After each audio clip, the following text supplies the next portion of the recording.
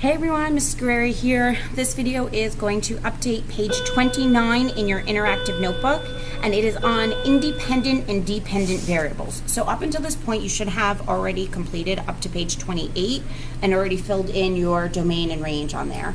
So independent and dependent variables. There are two sheets that you need for this. The independent and dependent variables sheet, which is just a quarter sheet, and the yellow sheet that has all different pieces to it.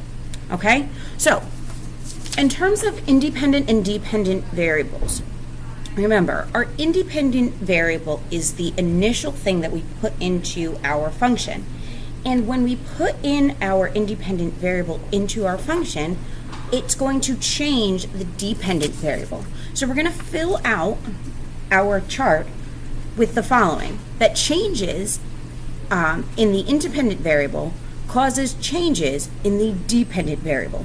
So whatever the independent variable is, it's going to cause some type of change for the dependent variable. Well, what are the independent and dependent variables? Well, remember, the x is always the independent variable and the y is always the dependent variable.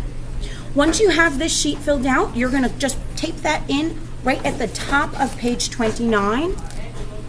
Okay? And then you're going to take your yellow piece and you are going to trim.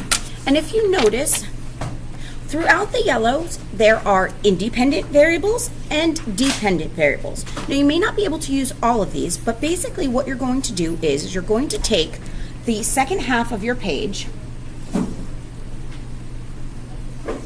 and label it independent and dependent.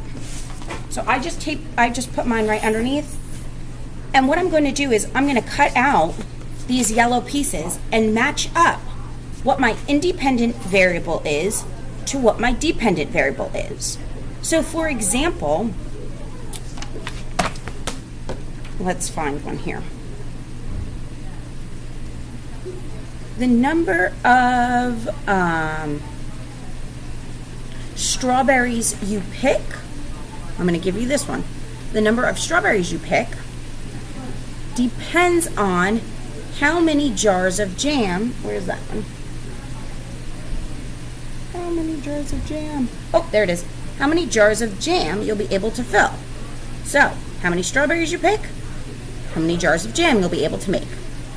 So that's just an example. So this one would be our independent, and then this one would be our dependent. So feel free to stop by and check to see which ones I have to make sure that you filled in them correctly. But you should be cutting these up and placing together independent and dependent variables on page 29.